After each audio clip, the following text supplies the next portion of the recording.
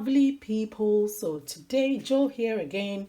Today I'm going to make a different jollof for you. This is so different. Have you eaten jollof with prawns? Today you're going to see how it's made and you can try it at home. So today what I'm going to do, I have my onions here. This is chopped. I'm going to start with the prawns and then add the onions. Usually with normal jollof, you would start with the chopped one. Some people will just blend it and use the blended stuff to start it. But this is another type of jollof that I make, and make it in so many different ways. As I told you in my other jollof video, you can make it. It is very possible. And I have my coconut oil. See, this is too much.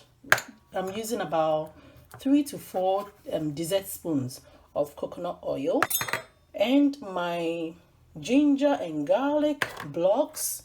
I've got my rosemary here and star anise, my prawns obviously, and I've got some carrot and frozen beans, French beans here. Then in this I've got my red peppers. These I'm going to blend. My parsley, this is a full bag of parsley that I buy from Lidl. If you shop from Lidl, then you can find it there. And my onions, you see where the onions get to. And I've got my habanero, so I love onions because it contains quercetin, which has anti-inflammatory properties. So eating it raw and also cooking with it helps a lot. Okay, so let's begin. I forgot to mention I'm going to add some mackerels to the jollof. So the oil goes in, so the prawns will go in first. I had to change hobs because I'm so much in a hurry today, not going anywhere, but then I just want to finish up. So the prawns and onions go in at the same time so that they will all do their magic. So I guess you were asking yourself, where is her tomatoes? Because you make jollof with tomatoes. Don't worry, I've got you covered. I've got my tomato paste here, and this I get from Costco. And I have my muti. You all know I love my muti. I can't go without it. So I've got 2 of the medium size. This is a small size. And I've got just a little bit of this one. This is 700 grams. So at this point, see the prawns. The smell of the prawns is so amazing. So amazing. Sometimes you have to twist things up. So this goes in here. Lower the fire a bit, and then yes, it's barely empty. So what I do is add the tomato paste to it there, and then everything goes in there, so it's fast and doesn't take ages.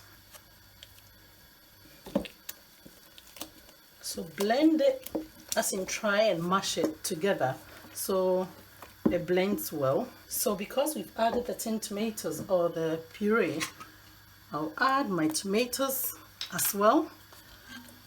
What are we waiting for? Because if we want the onions, the peppers and all those stuff to simmer to give it a nice flavor, why don't you add the tomatoes? So this really works fast for me.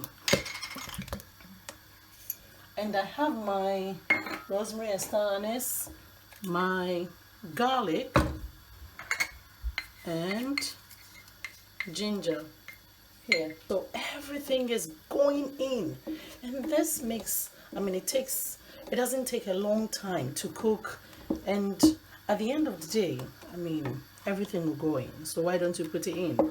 Cover it and leave it for about 30 good minutes for everything. So I've left this space just for the vapor to come out, and yeah, after 30 minutes I'll check, but from time to time I check to see that I'm not getting any burnt stuff. beneath. See, it has started simmering, so I'll just leave it on. And you can season at this point as well, which is the best way to do. So I can add my salt, because with this pot, the moment, see, it was bubbling, but when you lower it, it just goes down. I just love it, the way it responds so fast. So the heat comes on very fast, and when you don't want the heat, when you lower it, it just stops. So one stock here, and I am done. So I'm back after 30 minutes and I've got my rice here. This is about 7 cups of the small cup. Actually, it's about 8, I think. Yeah. So what I do is I don't just dump everything in. So gradually, see, in 30 minutes, I've got my stew, which I'm going to use for the jollof. Okay, I know this. Okay, I know it's going to bubble. So if you want it soft, you need to check, gauge the rice. I think I should have taken some of the sauce off, but then it's fine. So this has really gone in, and check how I'm able to mix it all together. As in how easy it mixes. Okay, so this is going to be a bit soft. So this is 2 more cups. So I do the same thing. Okay, getting better. My kids love soft jollof. I will keep it like this, and this will take another 20-30 minutes. Don't forget your veggies. I'm going to put them right now. You can wait when the rice is cooked, then you add it, but then I'm going to add it right now. As you can see, I didn't add any water to it, and I will always credit it to this pot that we use. So every pot is different, so if you're using the normal pots, then you would have to add water, but with this one you wouldn't need any water, and it's going to cook very well for you.